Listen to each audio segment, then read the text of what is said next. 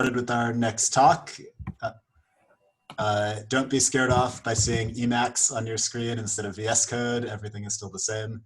Our next speaker is Baanen, who's a PhD student at the Vrije Universiteit Amsterdam and has made a number of very interesting pull requests recently to MATLAB, great additions in algebra and number theory. So Anna's not telling us about their own pull requests, but will tell us about the state of linear algebra in MATLAB, which I think is a fairly well-developed corner of the library. So yeah, take it away, Anna. Thank you very much. Well, thank you. Yeah, so this will just be a brief tour of linear algebra and MATLAB. So the file that I'm currently looking at is in the Lean for the Curious Mathematician repository. You can see it in source/demo/linear algebra if you would like to follow along at home. And I just picked a few things out from the linear algebra library that I thought were worth mentioning. And for the rest, please just explore the library. Okay, so well, the first thing that you think about when we consider linear algebra is we have a vector space, we have linear maps, and we have matrices. And Wikipedia confirms this. So let us look at what MATLAB thinks a vector space is. And if you say, so you write print vector space, and then we will see pop up that the definition of a vector space is just a semi-module, as it says here, over a field R and an additive commutative group M.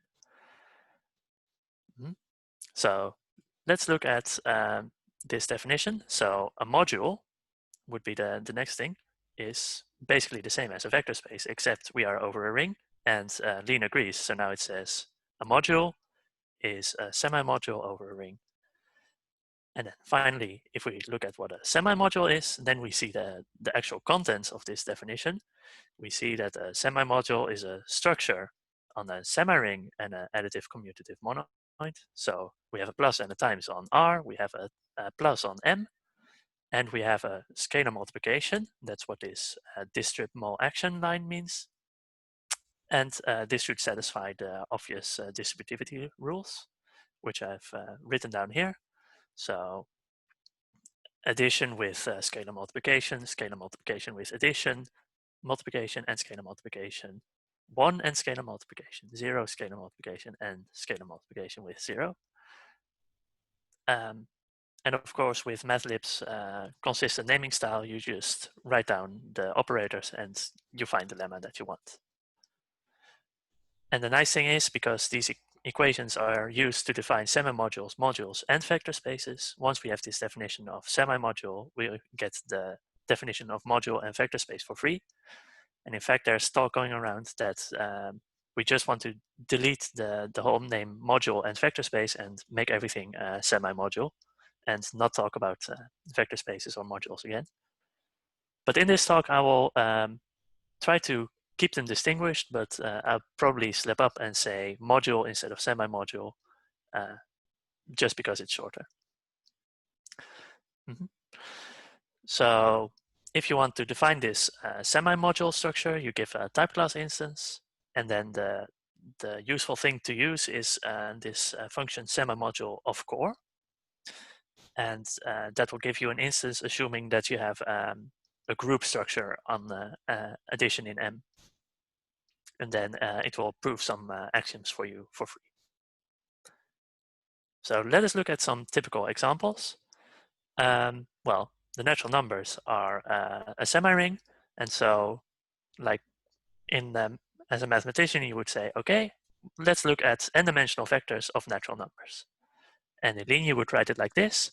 So we have just any type n, and we assume that n is finite. And then indeed, we can use infer instance, so we can find a type class instance for the semi-module structure on the n-dimensional vectors. So you would be used to writing it as n to the power small n, but in Lean, we just write it as the type of all functions from n to n, which is the same thing. Now, Z is a ring, and we get the n-dimensional vectors of Z as a module, and Q is a field, and we get the n-dimensional vectors in of Q as a vector space. But again, this vector space is just an abbreviation for semi-module. So really what's going on is this infer instance picks up the semi-module instance. And we don't need this assumption that n is finite, just we can also have infinite dimensional vector spaces for free. Okay.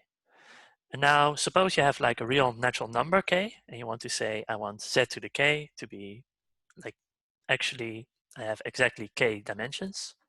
Then the typical way you would write this is by choosing natural number k as here, and then use fin k as the indices.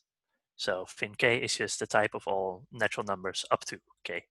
So 0, 1, 2, k minus 1. Right, and then some other useful instances on modules is if you have a ring, then it's a module over itself. If you have a ring, then you can embed the integers into it, and this gives a scalar multiplication of just repeated addition. We have a module structure on the product of two modules, and we have a module structure on, oh, I just duplicated this line, sorry for that. And oh yeah, if you have a map from one ring to another, assuming that it's a commutative ring, then we can get a module structure given by this embedding, or this yeah, the image of R in R prime. And in fact, you can extend this to an algebra. So instead of a module, we can write algebra, and then it would be exactly the same. But I do believe that algebras require that everything is commutative. Okay, so then, so we have these vector spaces, we have these k-dimensional modules, and then there is a specific notation for making these modules, where you write it as a list, but you put an exclamation mark in front. And this uses, yeah, this is defined in when you import data.matrix.notation, which suggests another use for this notation that I will show shortly. Okay, so that's a quick summary of modules and vector spaces. Now let's look at the maps between them, the linear maps. Well, if we look at the definition of a linear map, then we see that there is a function to fun, which goes from one module M to another module M2. There's a proof of map add that it respects addition, and there's a proof of map small that it respects scalar multiplication. So in a fancy word, they are bundled maps. So to define a linear map, we write M to, and then subscript L, the ring or the semi-ring over which it is linear, and then the image. We define a structure, yeah, an element of a structure. So first we give the map, and then we need to prove two things: that it respects addition, which is not too difficult to prove in general because we have the right lemmas available. So this would be a small add. And there we go. And here we can just say small com, and that will work. So usually the simplifier is already highly trained to work with linear algebra definitions. Okay, now if you want to evaluate a linear map at some point, so suppose we have some vector 32, 37, 42, and we have this linear map twice that we define above. If we want to evaluate it, we just write it as if we are applying a function. And then you can see here down below that the lean automatically inserts this coercion from linear map to normal function.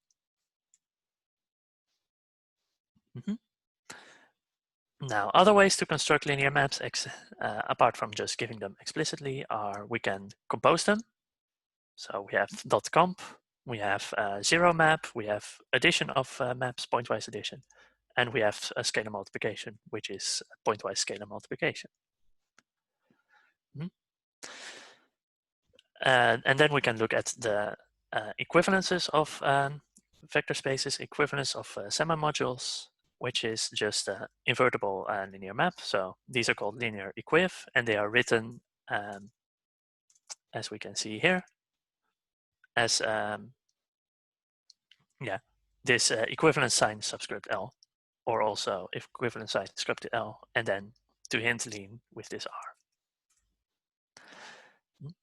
Now, one thing to be aware of is that for linear maps, you use function names. So we have linear map.id for the identity linear map.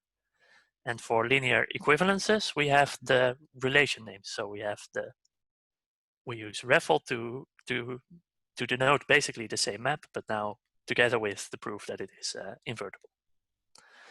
And similarly, you have composition for linear maps, and you have transitivity for linear equivs. So this trips me up a lot. I think I'll just warn you to be careful with that. Okay. Now let's look at how to define a subspace or a submodule of a semi-module.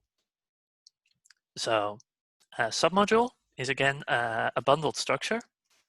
So we have this, we can see that it extends an additive submonoid, and an additive submonoid is again also a bundled structure.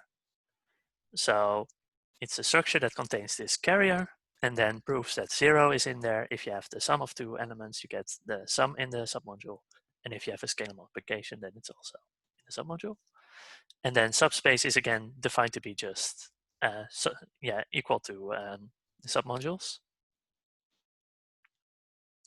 So this is just the same thing as with vector spaces. They are defined to be equal to semi-modules, and subspaces of vector spaces are defined to be equal as submodules.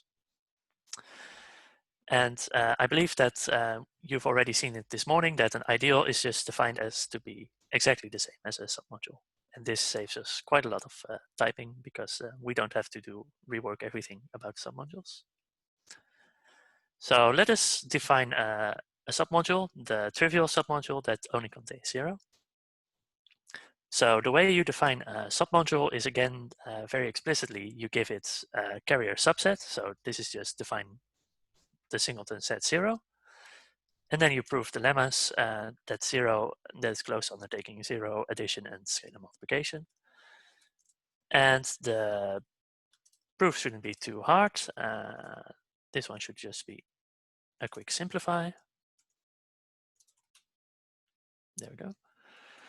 To show that it's closed under addition,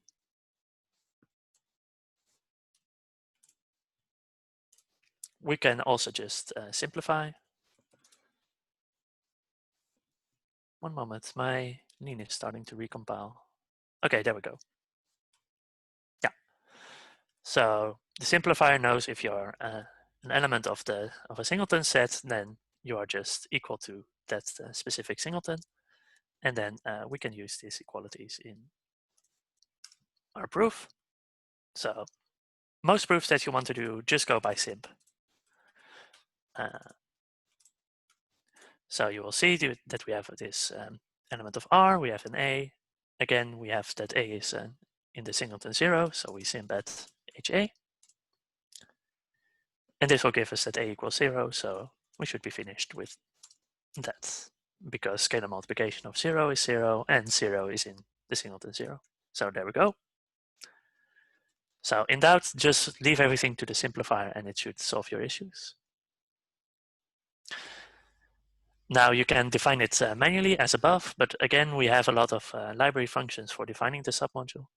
So we have the range in the kernel of a linear map. So above we define twice, and then we can define the range of twice as a submodule. Similarly, the kernel, we can take the span of a set of vectors, which is also known as the submodule generated by this set of vectors, or this set of elements.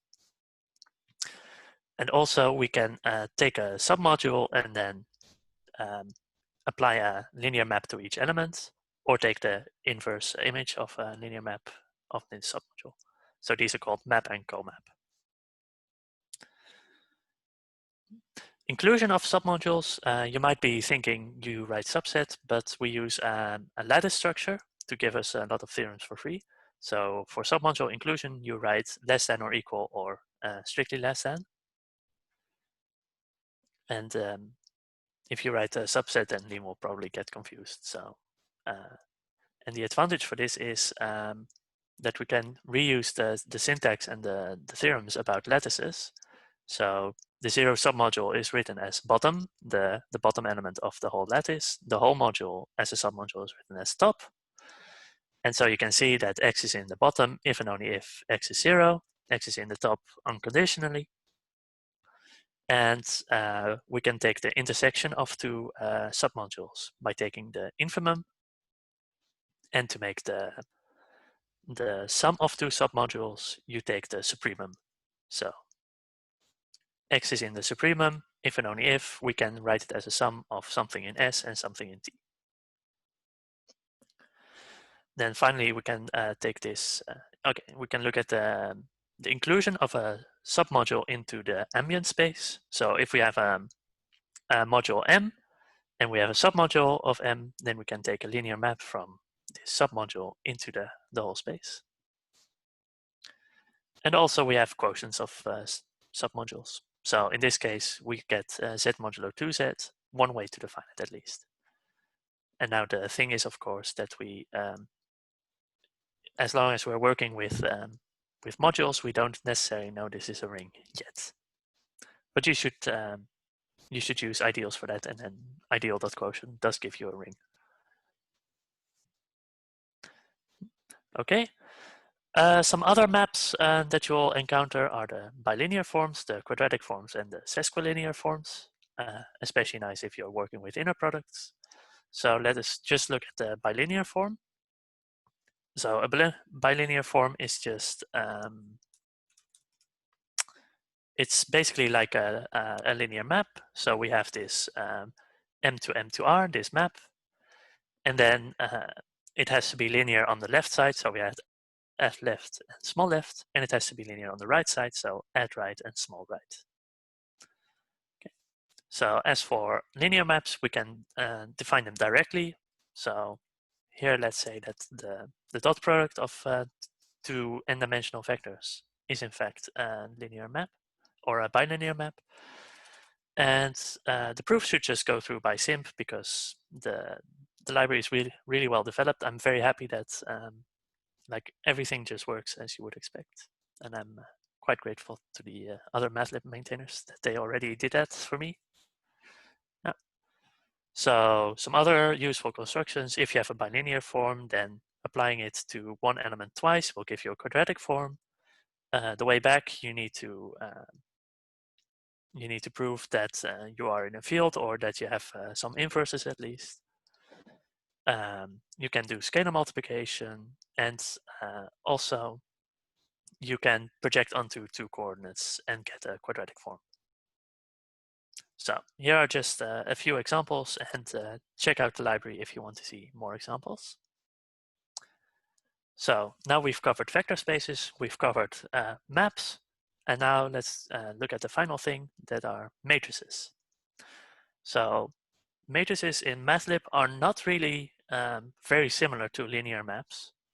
And in MATLAB, a matrix really is just a block of entries that is indexed by, that has two indices, and then, like all the algebraic structure that you get from it is mostly, you need to impose it yourself. You don't get it for free. So if we print the definition of a matrix, we see that it's nothing more than just a function taking one index and another index and returning this type of entries alpha. So in order to define a matrix, we just, as in this example, we take an I and a j for the indices, and we need to return, in this case, an integer z, and let's say we do I plus j. And to get the entries back, you just apply it to some values. And then, as you can see, this evaluates to 3 down here. And as I said above, we have this exclamation mark brackets notation to define vectors. And this construction allows us to reuse it to define matrices. Like under the hood, there's nothing interesting going on. So we can just define, sorry, it's a 2x3 matrix or a 3x2 matrix. So that should look like this. There we go. And we can just fill it with entries 1, 2, 0, 4, 3, and 7, let's say. And if you want to make it look a bit prettier, we can also put them on the new lines. And then you get a nice, pretty way to write a matrix. Now, some more constructions with matrices. Again, we have the zero matrix. We have the sum of two matrices. We also have the product of two matrices. But to enable the product of two matrix, you need to write this line, open locale matrix. And this will install the dot notation and the transpose notation to stand for matrix multiplication and matrix transposition. So as you see here, we get a product of a 2x3 and a 3x2 matrix, which is a 2x2 matrix. Unfortunately, if you try to eval this, then because under the hood it's a function, Lean doesn't really know how to show this in the output window. But we can look at some indices here, and we get back, for example, 6 in this case. And if you just iterate over all these indices, you will see the contents of the matrix.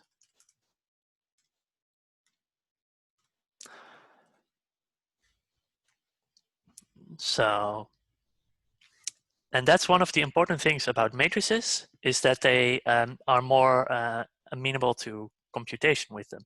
So it's easier to do things like taking the rank of a matrix or taking the determinant of a matrix.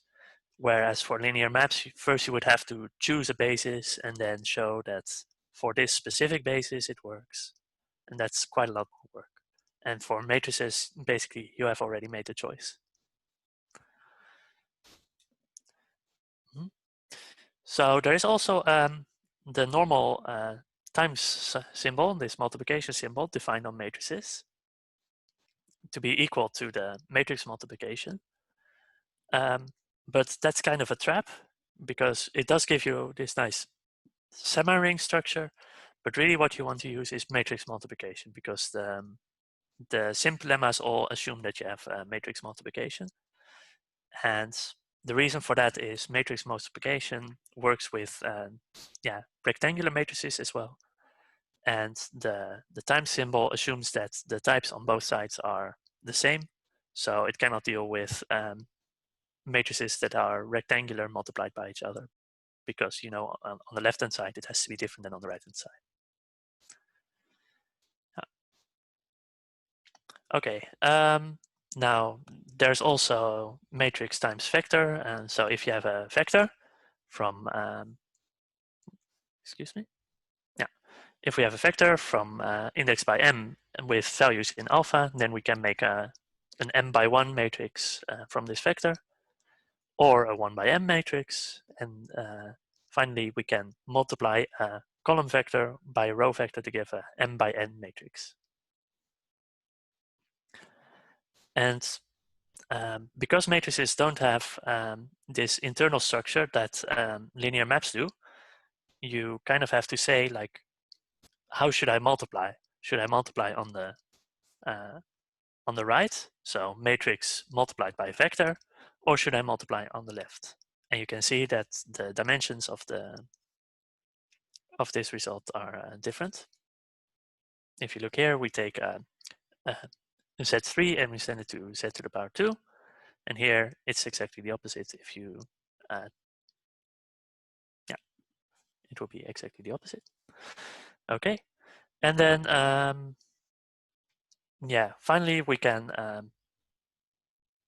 take this map of vector multiplication on the right, and we can convert it to a linear map, and this is called matrix.eval. And this is defined in the linear algebra subdirectory of mathlib instead of data.matrix, basically because matrices by itself, again, don't really have this inherent linearity. We define it by using this molvec and vecmol. Okay. And in fact, there is this isomorphism that you would expect. If you have a linear map, then you can go to a matrix. But for that, you need to choose a basis on your vector space. So you would write it. We take an index collection of vectors in M. And then you would write the hypothesis that this is a basis indexed by R. So if you take R scalar multiples of sums of things in V, you would get the R linear combinations, you would get everything in M. And similarly, if we have another vector space N, then we have basis W. And then given these two bases, we can construct a linear equivalence between linear maps and matrices. Yeah. So we can also take the inverse of a non-singular matrix. So you have the more general pseudo-inverse, which we want to define, but we don't really have the inclination quite yet. So we want to use this inverse symbol that you see from groups for this more general pseudo-inverse, but we need to wait for a bit until that one is defined. And for now, we have the inverse for a non-singular matrix, which only works with a square matrix whose determinant is invertible. So that's a quick overview of what we have for matrices. Then finally, some other parts of the library. These come from analysis mostly, like a normed space. So you have a semi-module, and you have a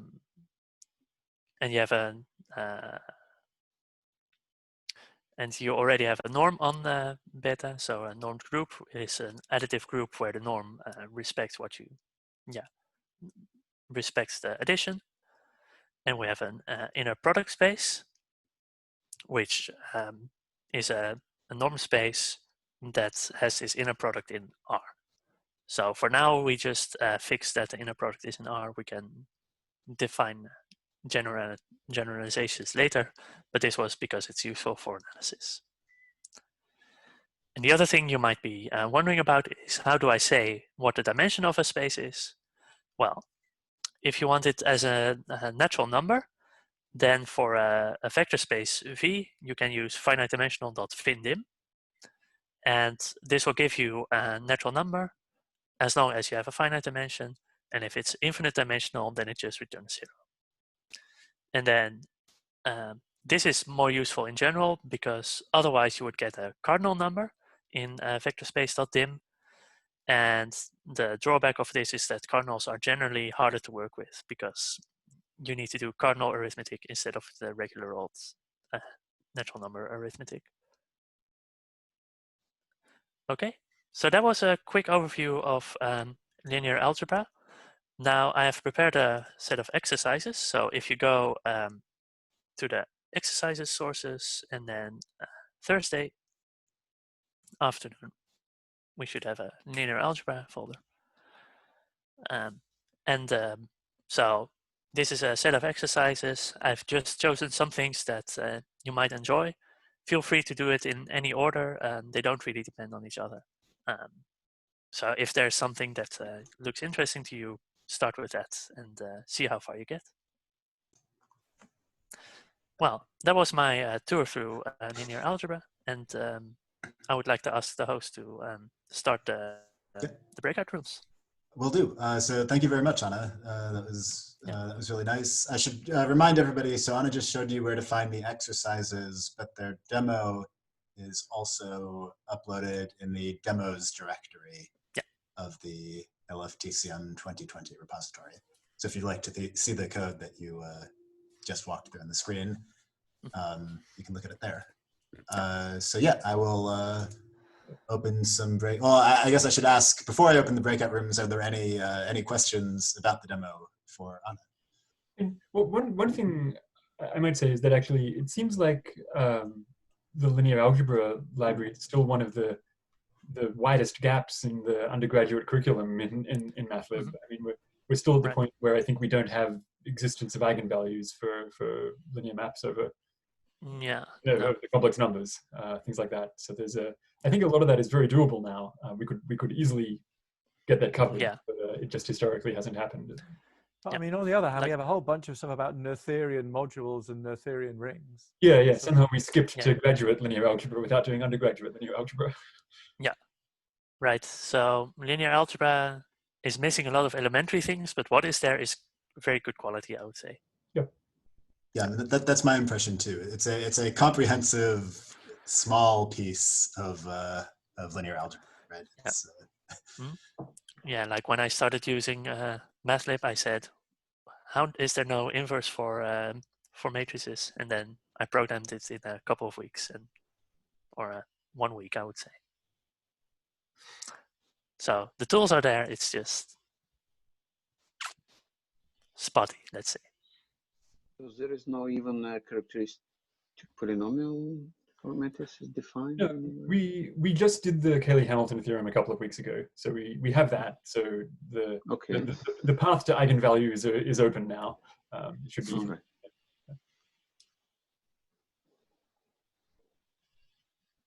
okay, so I will split everybody up.